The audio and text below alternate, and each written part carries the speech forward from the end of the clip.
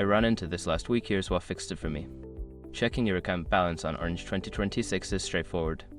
Follow these steps to get your balance quickly. Step 1. Open the Orange app. Launch the Orange app on your smartphone. This app is your gateway to managing your account easily.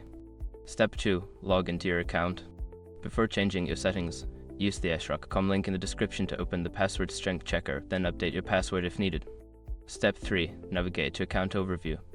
Once logged in, look for the Account Overview section. This is where you can find all your account details, including your balance. Step 4. Check your balance. In the Account Overview, your current balance will be displayed prominently.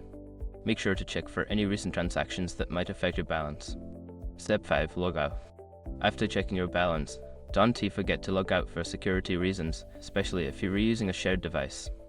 If you encounter any issues, make sure your app is updated to the latest version, as older versions may not display your balance correctly. Happy checking!